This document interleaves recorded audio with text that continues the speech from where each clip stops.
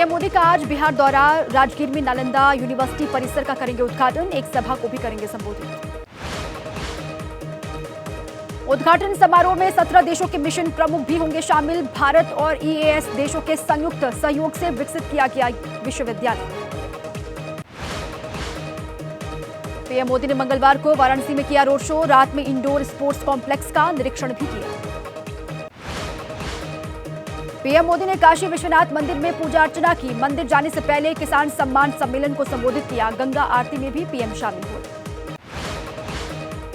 केंद्रीय कैबिनेट की बैठक आज। पीएम नरेंद्र मोदी की अध्यक्षता में शाम 5 बजे होगी बैठक। रबी की फसलों पर एमएसपी बढ़ाने का हो सकता है फैसला। प्रियंका गांधी पर असम के सीएम हिमंता बिस्वा शर्मा ने कहा, 3 गांधी आ चुके हैं। हमारा तो विनम्र निवेदन है कि प्रियंका गांधी के पति बेटा बेटी भी राजनीति में आ जाए।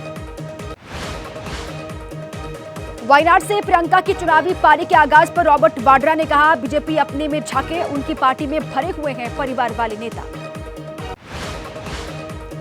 कांग्रेस में वापसी करना चाहते हैं पूर्व राष्ट्रपति प्रणब मुखर्जी के बेटे अभिजीत मुखर्जी। कांग्रेस नेतृत्व से मांगा समय। आज चंडीगढ़ में पंजाब कांग्रेस कमेटी की मीटिंग। आने वाले विधानसभा उपचुनावों के लिए रणनीति पर होगी चर्चा। आज शिवसेना शिंदे और शिवसेना उद्धव ठाकरे मनाएंगे स्थापना दिवस। शिवसेना का वर्ली डोम में और शिवसेना यूबीटी का षणमुखानंद हॉल में कार्यक्रम। टीएमसी नेताओं की शिवसेना यूबीटी नेता उद्धव ठाकरे से मुलाकात। मातोश्री में महाराष्ट्र के पूर्व सीएम के साथ हुई मीटिंग। पश्चिम बंगाल में चुनाव के बाद हिंसा, संदेश खाली में कार्यकर्ताओं से मिला बीजेपी नेताओं का दल। रविशंकर प्रसाद ने ममता बनर्जी पर निशाना साधा। बीजेपी नेता बिप्लब कुमार देव ने लगाया आरोप, पुलिस एफआईआर नहीं दर्ज करती। कहा, ममता बनर्जी महिला होकर भी महिलाओं की रक्षा नहीं कर सकती। गिरिराज सिंह ने कहा, सिविल यूनिफॉर्म और जनसंख्या नियंत्रण कानून ना लाया जा सके, इसलिए फैलाई गई अफवाह। ऐसों की पहचान कीजिए और अपनों से ही खरीदे सामान। यूपी में बीजेपी की हार की समीक्षा। सूत्रों के मुताबिक एक पैटर्न में वोट कम होने के सामने जानकारी ये आई है। ईवीएम पर आंध्र प्रदेश के पूर्व सीएम जगनमोहन रेड्डी के पोस्ट को नायडू सरकार के मंत्री ने बताया सबसे बड़ा मजाक।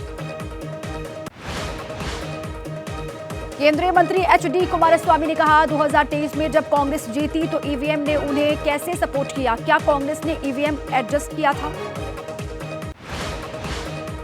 ईवीएम पर बोले नागौर से सांसद हनुमान बेनीवाल, ईवीएम में हमें भी गड़बड़ी लगती है, ये लोग कुछ भी कर सकते हैं, हमने भी ईवीएम पर उठाए थे सवाल। उपराष्ट्रपति जगदीप धनखड़ का आज मध्य प्रदेश का दौरा। 1 दिवसीय दौरे में डिंडोरी के विश्व सिकल सेल दिवस समारोह में होंगे शामिल। मुंबई के 50 से ज्यादा अस्पतालों, हिंदुजा कॉलेज और बीएमसी हेडक्वार्टर में नहीं मिली कोई भी संदिग्ध वस्तु, सभी जगह आया था धमकी भरा मेल। देश के 41 हवाई अड्डों को बम से उड़ाने की मिली फर्जी धमकी। सूत्रों के मुताबिक फर्जी धमकी भरे ईमेल के पीछे केएनआर नाम के ऑनलाइन समूह का हाथ। नीट मामले में अरेस्ट, सिकंदर ने रिश्तेदारों को सरकारी गेस्ट हाउस में रुकवाया। गेस्ट हाउस के रजिस्टर में नाम के आगे लिखा के लेटर नंबर 440 मंत्री जी। नीट परीक्षा दोबारा करवाने की मांग को लेकर लेफ्ट के छात्र संगठन एआईएसए ने आज और कल किया हड़ताल का ऐलान। नीट परीक्षा मामले को लेकर प्रदर्शन जारी। आज शिक्षा मंत्री धर्मेंद्र प्रधान के आवास पर आम आदमी पार्टी की यूथ और स्टूडेंट विंग करेगी प्रदर्शन। नीट मामले को लेकर देश भर में छात्रों का प्रदर्शन जारी। चेन्नई में डीके की स्टूडेंट विंग ने प्रदर्शन किया। केजरीवाल की जमानत याचिका पर सुनवाई आज। दिल्ली रावजवेनी कोर्ट नियमित जमानत याचिका पर सुनवाई करेगी। केजरीवाल की अर्जी पर रावजवेनी कोर्ट में सुनवाई। केजरीवाल ने अपनी पत्नी को मेडिकल चेकअप में वीडियो कॉन्फ्रेंसिंग के जरिए शामिल होने की मांगी है इजाजत। बारामूला से लोकसभा चुनाव जीते राशिद की अंतरिम जमानत पर 12 जून को होगा फैसला। राशिद ने सांसद के रूप में शपथ लेने के लिए अंतरिम जमानत मांगी है।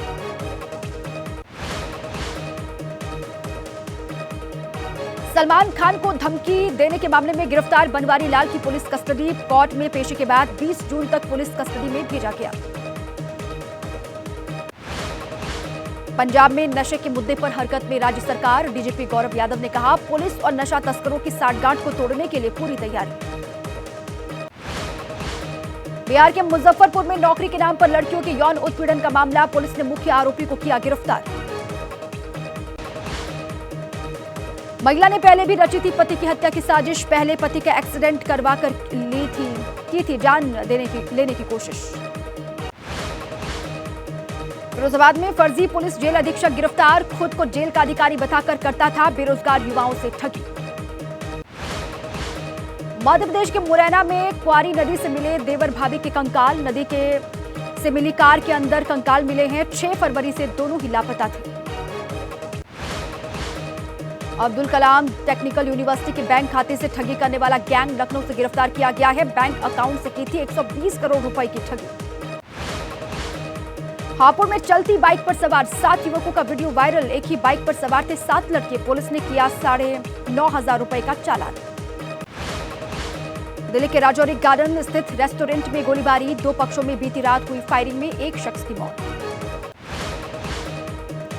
जम्मू कश्मीर के पुंछ इलाके में गोलीबारी, पेट्रोलिंग टीम पर फायरिंग की गई, इलाके में आतंकियों के छिपे होने की आशंका। पुंछ क्षेत्र में 2 आतंकियों की मौजूदगी के बाद भेजी गई थी टीम, जम्मू कश्मीर पुलिस के स्पेशल ऑपरेशंस ग्रुप पर की गई फायरिंग। पुणे में कार की टक्कर से बाइक सवार की हुई मौत, येरवदा गोल्फ कोर्स के पास हुआ हादसा, पुलिस ने कार चालक को हिरासत में लिया।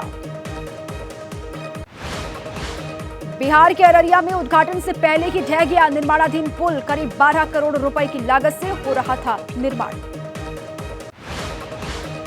अररिया में हुए पुल हादसे को लेकर सड़क परिवहन मंत्रालय का सोशल मीडिया एक्स पर पोस्ट लिखा, बिहार सरकार के ग्रामीण विकास मंत्रालय के तहत चल रहा था पुल का काम। महाराष्ट्र के छत्रपति संभाजी नगर में रील बनाने के दौरान हादसा हो गया, रिवर्स गियर में एक्सीलेटर दबाने से खाई में गिरी कार, हादसे में लड़की की जान गई। दिल्ली एनसीआर को लेकर मौसम विभाग की भविष्यवाणी, अब येलो अलर्ट में बदल जाएगा, गर्मी को लेकर जारी रेड अलर्ट, बिहार में आज से ऑरेंज अलर्ट। यूपी हरियाणा में आज भी जारी रह सकती है हीट वेव, झारखंड, बिहार, उत्तर मध्य प्रदेश और उत्तरी छत्तीसगढ़ के अलग अलग हिस्सों में जारी रहेगा भीषण गर्मी का सितम। राजस्थान में भी जारी है भीषण गर्मी का सितम, जयपुर शहर में हीट वेव से नहीं मिलने वाली है राहत, शहर की सड़कें एकदम सुनसान। दिल्ली के मौसम को लेकर मौसम विभाग की एक और भविष्यवाणी, अगले 3 से 4 दिनों में बदलेगा एनसीआर का मौसम। गोरखपुर में पड़ रही है भीषण गर्मी, गर्मी से राहत पाने के लिए नदी किनारे पर जुटे हुए हैं लोग, चिलचिलाती गर्मी से राहत पाने के लिए लोग लगा रहे हैं राप्ती नदी में गोते। फिरोजाबाद में हीट स्ट्रोक से एक ही दिन में 5 लोगों की मौत, 2 महिला और 3 पुरुषों की जान गई, अस्पताल में लगातार बढ़ रही है बीमार होने वालों की संख्या। असम, मेघालय और अरुणाचल प्रदेश में कुछ जगह पर भारी बारिश का अलर्ट, तेलंगाना, सिक्किम, दक्षिणी ओडिशा और छत्तीसगढ़, साथ में केरल में भी कुछ स्थानों पर हो सकती है भारी बारिश। गुजरात के भावनगर में मुसीबत बन गई बरसात, मूसलाधार बारिश की वजह से शहर में जलभराव की समस्या। तमिलनाडु में लगातार बदल रहा है मौसम का मिजाज, तिरुचिरापल्ली में हुई झमाझम बारिश, कुछ ही देर की बरसात से तापमान में आई भारी गिरावट। मध्य प्रदेश के कई इलाकों में मंगलवार को बदला मौसम का मिजाज, ग्वालियर में राहत लेकर आई बारिश की फुहारें। मध्य प्रदेश के भोपाल में अचानक से मौसम में बदलाव दिखाई दिया, झमाझम बारिश से शहर की सड़कें जलमग्न, पारा गिरने से गर्मी से लोगों को राहत मिली। मेघालय में मुसीबत बनकर बरसी मानसून की बारिश, भारी बारिश की वजह से 6 जिलों के 42 गांव प्रभावित हुए, 2 लोगों की जान भी गई।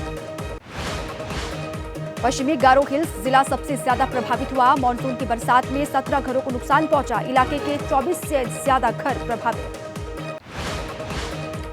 सिक्किम में रेस्क्यू के दूसरे दिन बड़ी संख्या में निकाले गए पर्यटक, 1225 पर्यटकों को रेस्क्यू किया जा चुका है, राहत बचाव काम में जुटी बीआरओ, एनडीआरएफ की टीम। दिल्ली के मेयर शैली ओबरॉय ने कहा, मानसून को लेकर डीएमसी तैयार, एक्शन प्लान किया गया है लागू, जलभराव से निपटने की पूरी है तैयारी। बिहार की नालंदा यूनिवर्सिटी किसी दौर में दुनिया के लिए शिक्षा का सबसे बड़ा केंद्र हुआ करती थी और उसी ऐतिहासिक जो दौर है उसको जो तेज है उस करने की कवायद शुरू हो गई है। आज प्रधानमंत्री नरेंद्र मोदी बिहार में मौजूद रहने वाले हैं, नालंदा यूनिवर्सिटी के नए कैंपस का वो उद्घाटन करेंगे, साथ ही साथ नालंदा खंडर का भी भ्रमण करने वाले हैं।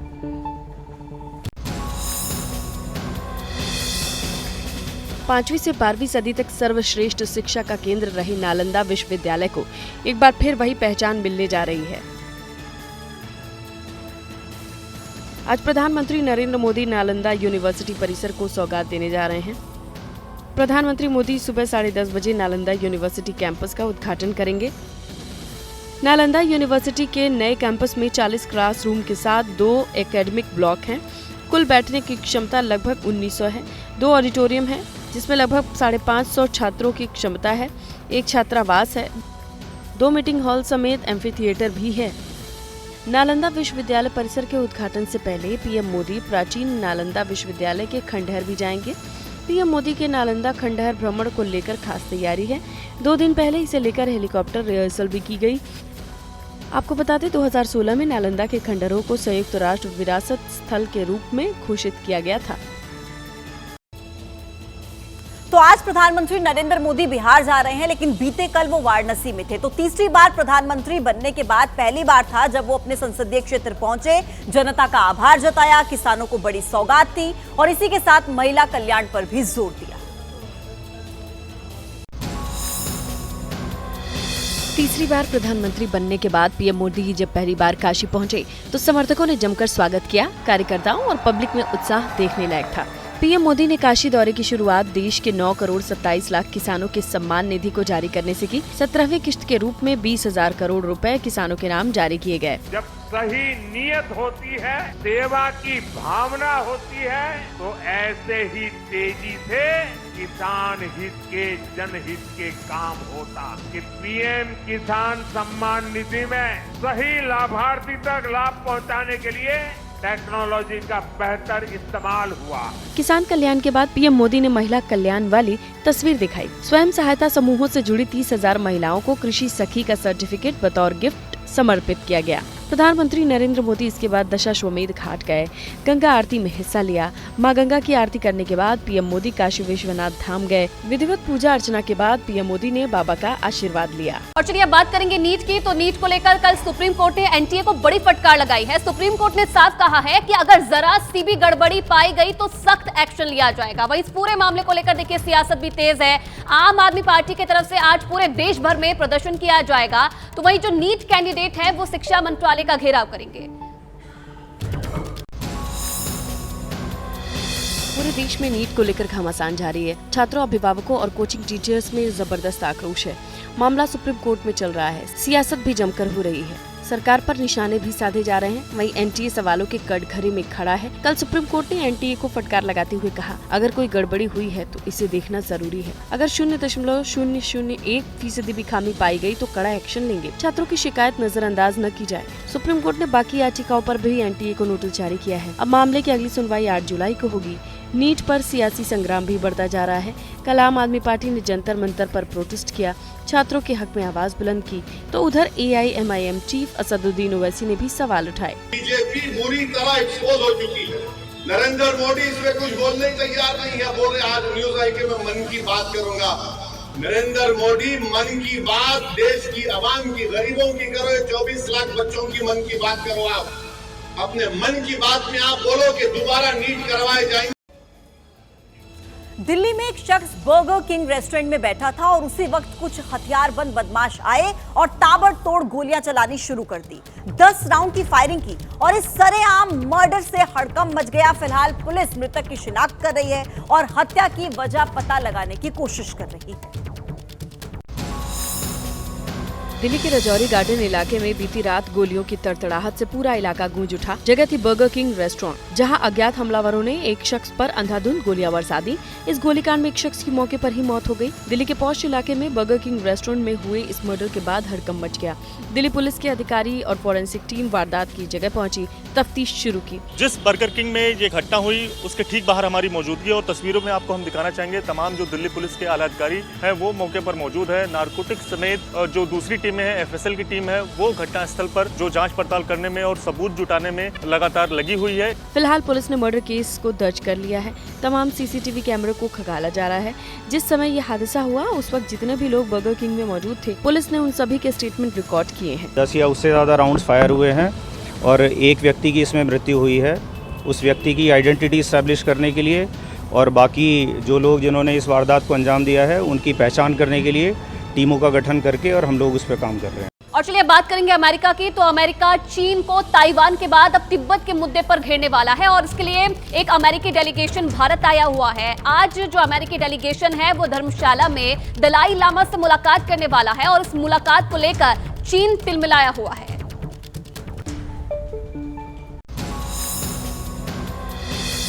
आध्यात्मिक गुरु दलाई लामा से अमेरिकी डेलीगेशन की ये मुलाकात ऐसे वक्त होने जा रही है जब अमेरिकी सीनेट ने हाल ही में तिब्बत को लेकर नए बिल को मंजूरी दी है। हिमाचल के धर्मशाला में दलाई लामा से मिलने जो डेलीगेशन पहुंचा था उसमें अमेरिका के पूर्व स्पीकर नैन्सी पेलोसी, विदेशी मामलों की समिति के सदस्य ग्रेगरी, हाउस रूल्स कमेटी के जिम मैकवर्गन और इंडो पैसिफिक पर बनी सहमति के मेंबर माइकल मैलकॉक शामिल हैं। अमेरिकी प्रतिनिधिमंडल की दलाई लामा से ये मुलाकात ऐसे समय पर होनी जा रही है जब अमेरिकी सीनेट ने हाल ही में तिब्बत को लेकर के नए बिल को मंजूरी दी है। इस बिल के जरिए अमेरिका तिब्बत पर चीन के दावे को चुनौती देगा। वहीं दलाई लामा की अमेरिकी डेलीगेशन से होने वाली मुलाकात को लेकर चीन तिलमिलाया हुआ है। भारत में चीन के दूतावास के प्रवक्ता ने कहा, दलाई लामा धर्म की आड़ में चीन विरोधी अलगाववादी गतिविधि में शामिल है। चीन धार्मिक विश्वास की स्वतंत्रता की नीति का पालन करता है, लेकिन कोई भी विद्रोह कतई बर्दाश्त नहीं करेगा। दिल्ली के मुख्यमंत्री अरविंद केजरीवाल के लिए आज का दिन बड़ा है। आज राउज एवेन्यू कोर्ट में उनकी जमानत याचिका पर सुनवाई है और साथ ही उनकी न्यायिक हिरासत भी आज खत्म हो रही है।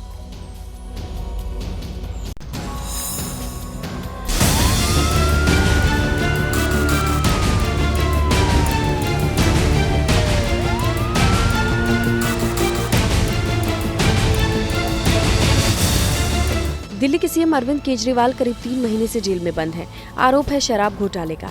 आज एक बार फिर केजरीवाल की जमानत याचिका पर सुनवाई होगी। दिल्ली की राउज एवेन्यू कोर्ट केजरीवाल की नियमित जमानत याचिका पर सुनवाई करेगा। आज ही केजरीवाल की न्यायिक हिरासत भी खत्म हो रही है। कोर्ट ने 5 जून को इस मामले में मेडिकल आधार पर केजरीवाल की अंतरिम जमानत याचिका खारिज कर दी थी। आपको बता दें, सीएम केजरीवाल ने 2 जून को तिहाड़ जेल में सरेंडर किया। सुप्रीम कोर्ट ने उन्हें चुनाव प्रचार के लिए 1 जून तक की अंतरिम जमानत दी थी। राउज एवेन्यू कोर्ट आज दिल्ली के मुख्यमंत्री अरविंद केजरीवाल की उस अर्जी पर सुनवाई करेगा जिसमें केजरीवाल ने पत्नी सुनीता केजरीवाल को अपने मेडिकल चेकअप में वीडियो कॉन्फ्रेंसिंग के जरिए शामिल होने की अनुमति मांगी है। कोर्ट ने जेल अथॉरिटी से इस पर जवाब मांगा था। इधर बिहार में एक और पुल नदी में समा गया है। पूरा मामला अररिया जिले का है, जहां नवनिर्मित पुल जो है शुरू होने से पहले इसने जल समाधि ले ली।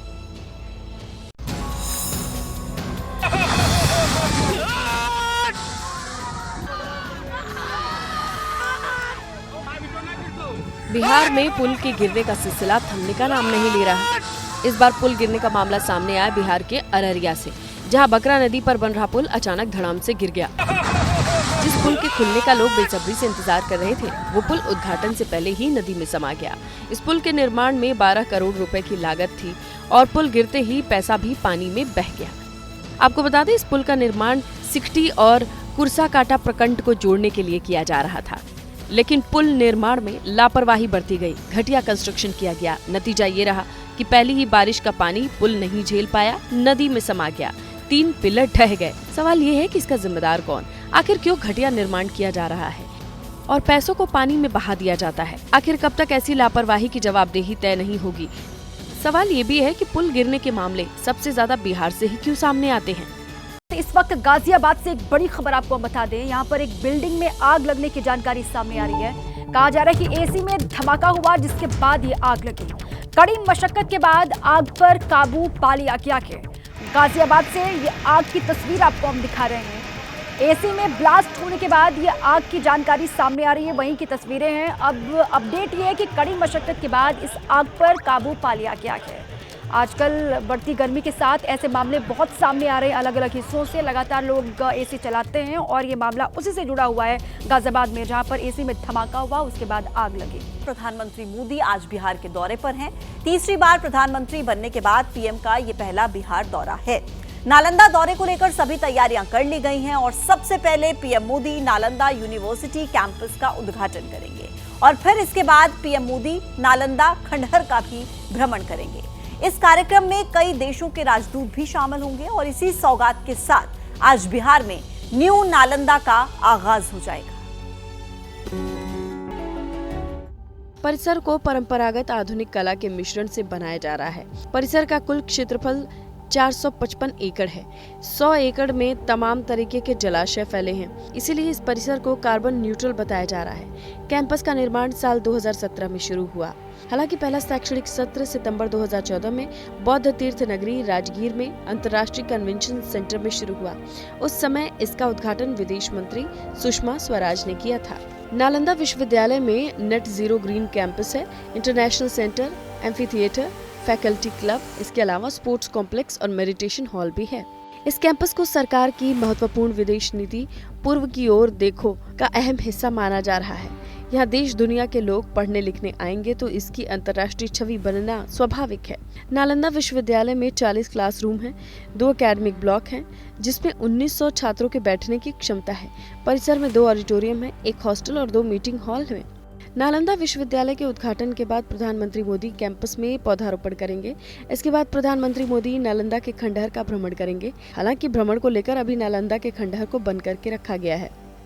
मैं प्रधानमंत्री जी को बधाई देना चाहता हूं कि 10 साल प्रधानमंत्री रहे और पहली बार वो नालंदा विजिट करने आ रहे हैं। नालंदा यूनिवर्सिटी भी जाएंगे और नालंदा का जो हमारा इतिहास है उसको भी पुराना उसको भी दिखेंगे।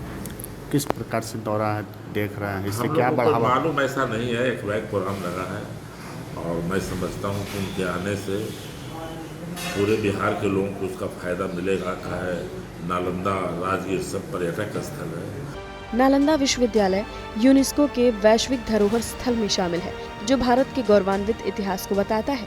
नालंदा विश्वविद्यालय को 427 ईस्वी में कुमारगुप्त प्रथम ने बनाया था। ये दुनिया की पहली आवासीय यूनिवर्सिटी थी, जहां देश विदेश के 10,000 से ज्यादा छात्र पढ़ते थे।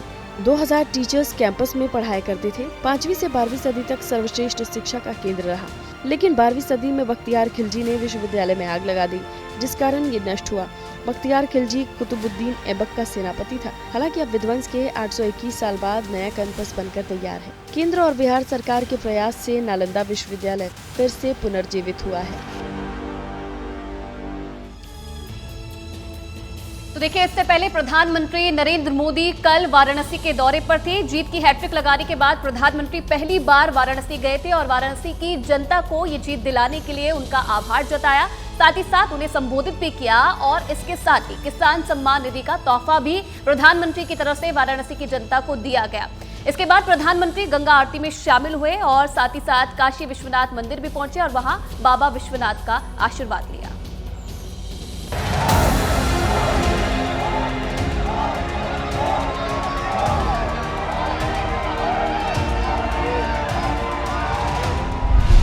काशी का आभार। मैं बनारस के हर मतदाता का भी आभार व्यक्त करता हूं। किसानों को तोहफा। सही नीयत होती है, सेवा की भावना होती है, तो ऐसे ही तेजी से किसान हित के जनहित के काम होता है। माँ गंगा का आशीर्वाद। माँ गंगा ने भी जैसे मुझे गोद ले लिया है, मैं यहीं का हो गया। बाबा का दरबार। हर हर महादेव की जय जयकार।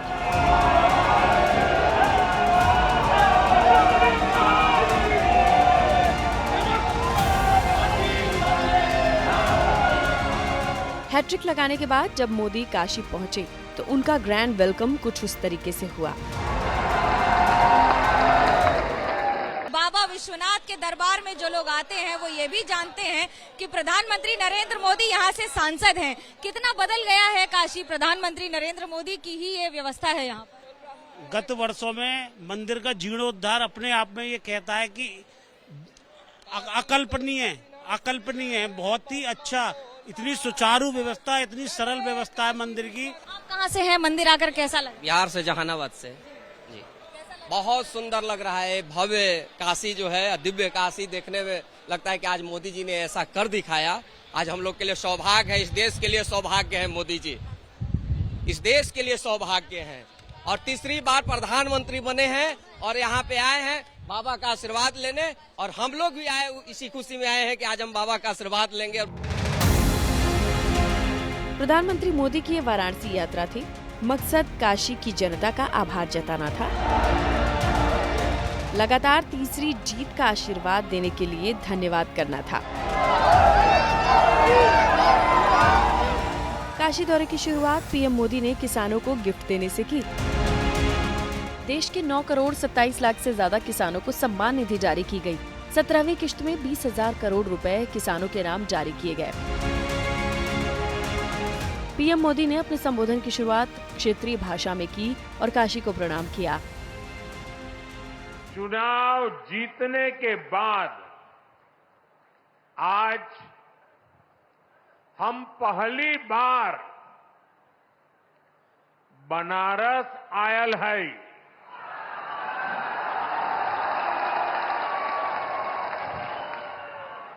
काशी के जनता जनार्दन के हमार प्रणाम।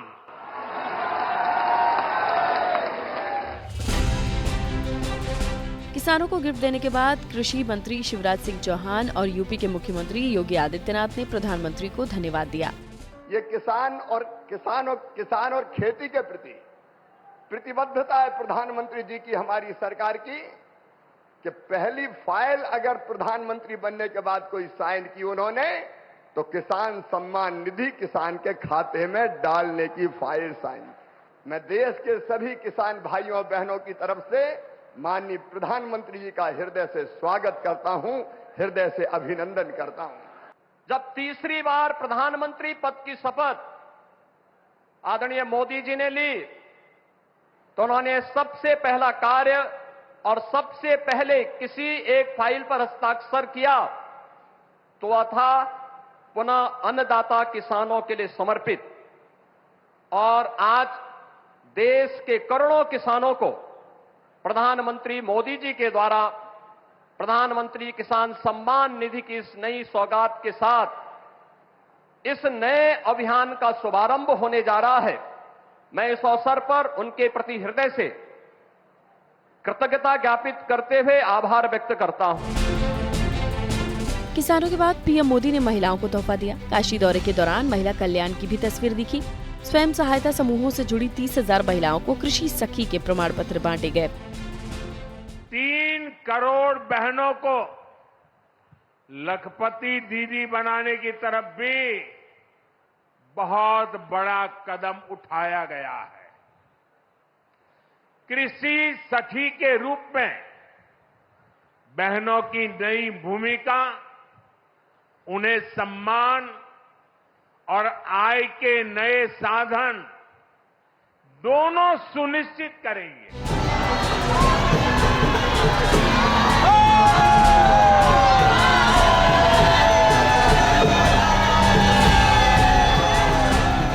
इसके बाद प्रधानमंत्री मोदी दशाश्वमेध घाट पहुंचे। दशाश्वमेध घाट पर 10 क्विंटल फूलों और दीपों से इसे सजाया गया था। गंगा घाट पर मौजूद लोगों ने मां गंगा और हर हर महादेव के जयकारे लगाए। पीएम मोदी ने करीब 15 मिनट तक गंगा पूजन किया, फिर मां गंगा की आरती देखी।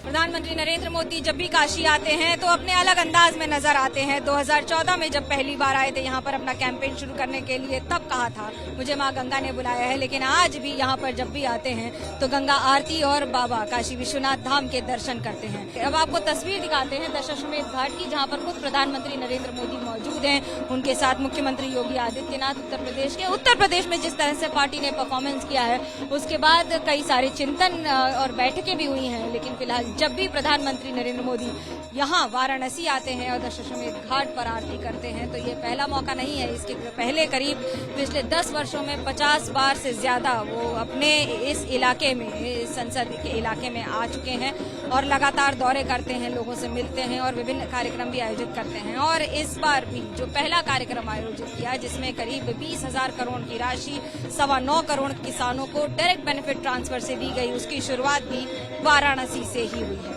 काशी के लोगों ने मुझे लगातार तीसरी बार अपना प्रतिनिधि चुनकर धन्य कर दिया है। अब तो मां गंगा ने भी जैसे मुझे गोद ले लिया है, मैं यहीं का हो गया हूं। इसके बाद प्रधानमंत्री मोदी काशी विश्वनाथ मंदिर पहुंचे, पूजा अर्चना कर बाबा का आशीर्वाद लिया।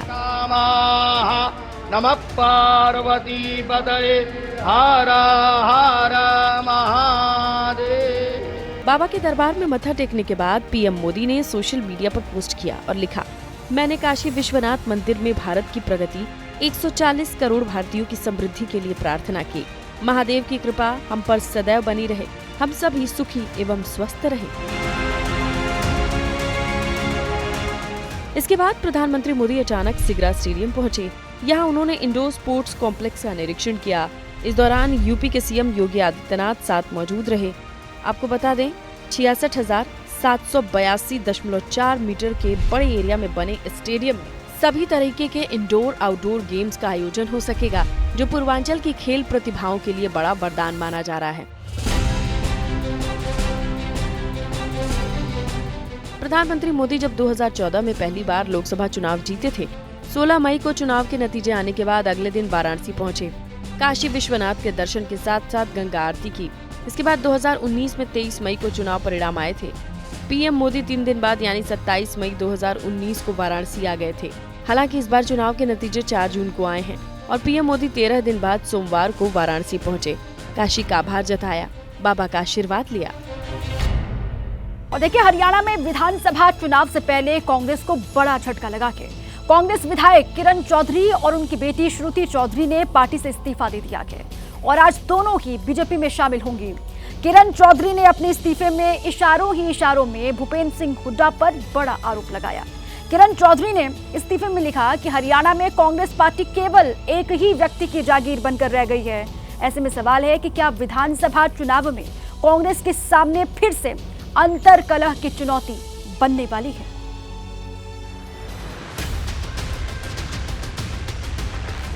इस बारी कोई नहीं कह सकता कि इलेक्शन ये जो 5 सीट आई हैं ये किसी के ये जो है किसी नेता के कारण है। ये तो जनता ने इलेक्शन लड़ा है, जनता उतारू थी। आप जो है श्रुति को खाली इसलिए काटते हो क्योंकि आप जो है मेरे को मैं आपको नहीं भाती। आपको ये लगता है कि पता नहीं मैं कहाँ से कहाँ पहुँच जाऊँगी कि भाई श्रुति को जो है, जो आपकी बेटी समान है, उसको ही आप ख़त्म कर दो तो किरण चौधरी को आप ख़त्म कर दोगे। तो भैया मैं ऐसे ख़त्म होने वालों में से नहीं हूँ। मैं तो ख़त्म तब होंगी जब मेरे लोग जो है मेरा साथ नहीं देंगे। लोकसभा के नतीजों के बाद हरियाणा कांग्रेस में टिकट बंटवारे की जो जंग छिड़ी थी, उसका अंजाम कुछ ये हुआ। कांग्रेस की विधायक किरण चौधरी ने पार्टी से इस्तीफा दे दिया। पिछले कुछ दिनों से हरियाणा की राजनीति में कांग्रेस के भीतर टिकट बंटवारे को लेकर सियासी घमासान था और इस जंग में एक तरफ भूपेंद्र सिंह हुड्डा, हरियाणा कांग्रेस के अध्यक्ष उदय भान, तो दूसरे मोर्चे पर किरण चौधरी, कुमारी शैलजा और रणदीप सिंह सुरजेवाला। लेकिन अब इस जंग के बीच भिवानी के तौशाम से विधायक किरण चौधरी ने कांग्रेस से अलविदा कह दिया है। किरण चौधरी ने अपनी बेटी श्रुति चौधरी के साथ पार्टी से इस्तीफा दे दिया। किरण ने कांग्रेस अध्यक्ष मल्लिकार्जुन खड़गे को जो रिजाइन भेजा है, उसमें हरियाणा में कांग्रेस किस तरह से आपसी गुटबाजी में झुलस रही है, उसकी तस्वीर साफ दिख रही है। किरण चौधरी ने इस्तीफे में लिखा, हरियाणा में पार्टी निजी जागीर की तरह चलाई जा रही है, जिससे मेरी जैसी ईमानदार आवाजों के लिए कोई जगह नहीं बची है। बहुत ही सुनियोजित और व्यवस्थित तरीके से मुझे दबाया गया, अपमानित किया गया और मेरे खिलाफ साजिश रची गई। हमारे लोगों का प्रतिनिधित्व करने और मेरे मूल्यों को बनाए रखने में बाधा उत्पन्न की गई, जिनके लिए मैं हमेशा खड़ी रही हूँ। श्रुति चौधरी ने अपने इस्तीफे में लिखा, मैं बिना किसी स्वार्थ के ईमानदारी से काम करती रही। हरियाणा में कांग्रेस का मतलब एक ही व्यक्ति रह गया है। उस व्यक्ति ने स्वार्थ के लिए पार्टी हित से समझौता किया। उस व्यक्ति ने पार्टी से ज्यादा अपने हित को तरजीह दी। लोगों की सेवा का मौका देने के लिए आपका शुक्रिया। किरण चौधरी और श्रुति चौधरी का इशारा भूपेंद्र सिंह हुड्डा की तरफ है, क्योंकि भिवानी महेंद्रगढ़ सीट से बेटी श्रुति चौधरी को टिकट न मिलने पर किरण नाराज थी। और चुनावी नतीजों के बाद कई बार किरण चौधरी का दर्द कैमरे के सामने भी आया। श्रुति जो पार्टी की सर्वे के अंदर, और ये रिकॉर्ड की बात मैं बोल रही हूँ, 56% श्रुति का और 32% दान सिंह का। तो आप मुझे ये बताओ, जब पार्टी सर्वे में आ रहा है, सारा कुछ है, आपकी सीट जो है, ये बगल वाली सीट जो है वो बनती है, वहाँ पर के दूसरे को लड़ा दिया जाता है, तो इसका मतलब तो आप स्पष्ट आपकी नियत ये है कि खराब करो, खराब करने के लिए आप कर रहे हो। कांग्रेस को जो है आगे बढ़ाने के लिए तो काम नहीं कर रहे, ये तो बहुत स्पष्ट है, सामने नजर आ रहा है। जिस पार्टी जो है जिससे हम दम भरते हैं, वही पार्टी जो है उसका नुकसान हो गया, उसी का नुकसान आप कर रहे हो। लिहाजा अब किरण चौधरी और श्रुति चौधरी दोनों ही आज बीजेपी ज्वाइन करने वाली हैं। किरण चौधरी अभी भिवानी के तोशाम से कांग्रेस विधायक हैं, तो वहीं उनकी बेटी श्रुति भिवानी महेंद्रगढ़ सीट से सांसद रह चुकी हैं। हरियाणा में इस साल के आखिर में विधानसभा चुनाव है, महज 4 महीने का वक्त बचा है। ऐसे में चुनावी समर से पहले कांग्रेस को ये बड़ा झटका लगा है, क्योंकि किरण चौधरी हरियाणा में बड़ा जाट चेहरा है। बंसीलाल परिवार की विरासत संभालती है। बंसीलाल हरियाणा के पूर्व सीएम थे। किरण चौधरी भिवानी के तोशाम से लगातार 3 बार विधायक हैं। 2014 में किरण नेता प्रतिपक्ष थी और हुड्डा सरकार में 10 साल मंत्री भी रह चुकी है। दरअसल भिवानी महेंद्रगढ़ सीट पर इस बार श्रुति चौधरी का नाम भी रेस में था, लेकिन श्रुति चौधरी को टिकट नहीं दिया गया।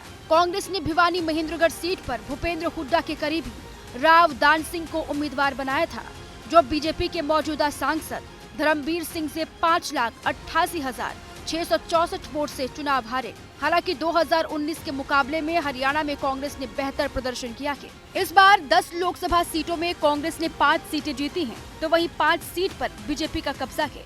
लेकिन कांग्रेस के कुछ नेताओं का मानना है कि अगर पार्टी ने ठीक तरीके से टिकट दिए होते तो शायद हरियाणा में कांग्रेस इससे भी बेहतर प्रदर्शन करती। इसमें पहला नाम किरण चौधरी का है और दूसरा नाम सिरसा से कांग्रेस सांसद कुमारी शैलजा का।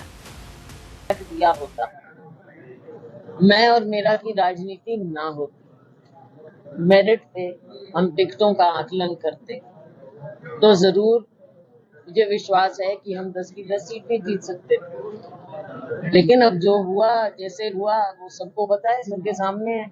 ज्यादा डिटेल में मैं क्या बताऊं। हरियाणा में विधानसभा चुनाव सिर पर हैं, लेकिन उससे पहले कांग्रेस के भीतर मचे इस घमासान से पार्टी की मुश्किलें बढ़ सकती हैं। जो बगावत की चिंगारी दबी जबान में उठी थी, उसे किरण चौधरी के इस्तीफे ने और हवा दे दी है। हरियाणा में गुटबाजी की सियासी कथा कोई नई नहीं है। 2019 के विधानसभा चुनाव में भी कांग्रेस में खुलकर गुटबाजी सामने आई थी।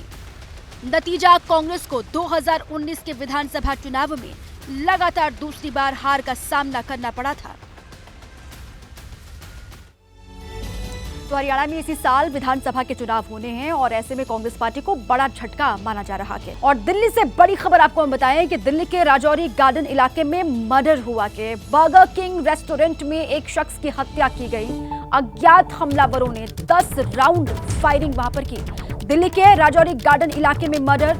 बड़ी खबर, बर्गर किंग रेस्टोरेंट में शख्स की हत्या की गई है। अज्ञात हमलावरों ने 10 राउंड फायरिंग वहां पर की। फॉरेंसिक टीम इस पूरे मामले की जांच कर रही है और सीसीटीवी फुटेज पुलिस खंगाल रही है।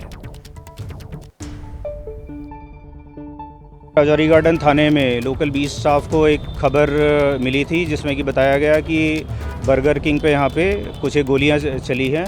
उसको ध्यान में रखते हुए जो बीट ऑफिसर्स थे उन्होंने और लोकल थाने के स्टाफ ने रिस्पॉन्ड करा। यहाँ पर पहुँचने पर जब वो घटना सत्य पाई गई तो डिस्ट्रिक्ट की जितने भी स्पेशलाइज्ड टीम्स हैं, special staff, anti narcotics, AATS, उन सबको यहाँ पे मोबिलाइज़ करा गया। पहुँचने पर जो अभी तक जानकारी में आया है क्राइम टीम के द्वारा सीन ऑफ क्राइम के एग्जामिनेशन में, उसमें तकरीबन 10 या उससे ज़्यादा राउंड्स फायर हुए हैं और एक व्यक्ति की इसमें मृत्यु हुई है। उस व्यक्ति की आइडेंटिटी इस्टेब्लिश करने के लिए और बाकी जो लोग जिन्होंने इस वारदात को अंजाम दिया है उनकी पहचान करने के लिए टीमों का गठन करके और हम लोग उस पर काम कर रहे हैं। ये अभी मैटर ऑफ इन्वेस्टिगेशन है। जैसे ही वो पुख्ता जानकारी हमारे पास अवेलेबल होगी वो आप लोगों के साथ शेयर कर दी। सारे के सारे कैमराज वगैरह चेक करके और सारे फैक्ट्स असरटेन करे जा रहे हैं। तो इस समय पे कुछ भी कह पाना कि कौन साथ में था और कितने लोग आए थे वो अभी उचित नहीं होगा। जैसे ही वो कंफर्म होगा वो आप लोगों के साथ शेयर कर दिया जाएगा। और अब वारदात वाली जगह से हमारे संवाददाता दिव्यांकर तिवारी की एक रिपोर्ट आपको दिखाते हैं। राजौरी गार्डन के बर्गर किंग में एक व्यक्ति के ऊपर ताबड़तोड़ कई राउंड गोलियां चलाई जाती हैं और व्यक्ति मौके पर ही दम तोड़ देता है। जिस बर्गर किंग में ये घटना हुई उसके ठीक बाहर हमारी मौजूदगी और तस्वीरों में आपको हम दिखाना चाहेंगे। तमाम जो दिल्ली पुलिस के आला अधिकारी हैं वो मौके पर मौजूद है। नारकोटिक्स समेत जो दूसरी टीमें हैं, एफएसएल की टीम है, वो घटनास्थल पर जो जांच पड़ताल करने में और सबूत जुटाने में लगातार लगी हुई है। इसके साथ साथ जो आला अधिकारी हैं, एडिशनल डीसीपी या फिर जो डीसीपी रैंक के अधिकारी हैं, वो भी घटनास्थल पर पहुंचे हुए हैं और पूरी जांच पड़ताल करने में जुटे हुए हैं। जिस व्यक्ति को गोली मारी गई उसकी पहचान अब तक साफ नहीं हो पाई है, लेकिन कहीं ना कहीं पुलिस लगातार इस पूरे मामले में तहकीकात करने में जुटी हुई है। जिस तरह से इस पूरी घटना को अंजाम दिया गया वो कहीं ना कहीं इस ओर भी इशारा करता है कि कहीं ये मामला आपसी रंजिश वाला तो नहीं। और पुलिस इस पूरे मामले में जो सीसीटीवी फुटेज हैं उसको भी खंगालने में जुटी हुई है। आखिर कितने हमलावर थे जो बर्गर किंग में पहुंचते हैं और व्यक्ति के ऊपर ताबड़तोड़ कई राउंड जो गोलियां हैं वो चलाते हैं, जिसके बाद उस व्यक्ति की मौत हो जाती है। ये जो पूरी घटना हुई ये तकरीबन 10 बजे के आसपास इस बर्गर किंग में हुई है। राजौरी गार्डन का ये इलाका है और ठीक मेरे अगर आप दाहिनी ओर देख पाएंगे तो ये चलती फिरती रोड है और इस रोड के ठीक बगल ये जो बर्गर किंग है यहीं पर इस पूरी घटना को अंजाम दिया गया है। जिस तरह से इस पूरी घटना को अंजाम दिया गया वो निश्चित तौर पर इस ओर इशारा कर रही है और यही लग भी रहा है कि कहीं ना कहीं ये जो पूरी घटना हुई इसमें आपसी रंजिश वाला भी पहलू शामिल हो सकता है। तो पुलिस इस आपसी रंजिश के साथ साथ तमाम जो दूसरे एंगल हैं उसको लेकर भी जांच करने में जुटी हुई है। देखने वाली बात होगी कि जब पुलिस अपनी जांच आगे बढ़ाती है तो इस घटना की वजहों के बारे में जब पता चलेगा तो और भी ज़्यादा तस्वीर इस घटना के बारे में साफ हो पाएगी। लेकिन अभी भी जो व्यक्ति है उसकी पहचान नहीं हो पाई है और जब व्यक्ति की पहचान होगी तो उसके परिवार वालों से भी पूछताछ होगी और कनेक्शन भी निकालने की कोशिश की जाएगी। लेकिन अभी घटनास्थल पर आला अधिकारियों के साथ जो तमाम जो दूसरी टीमें हैं वो इस पूरी घटना से जुड़ी हुई तमाम सबूतों को जुटाने की कोशिश लगातार कर रही हैं। कैमरा पर्सन मेहरबान सिंह के साथ दिव्यांकर तिवारी, एबीपी न्यूज़, दिल्ली।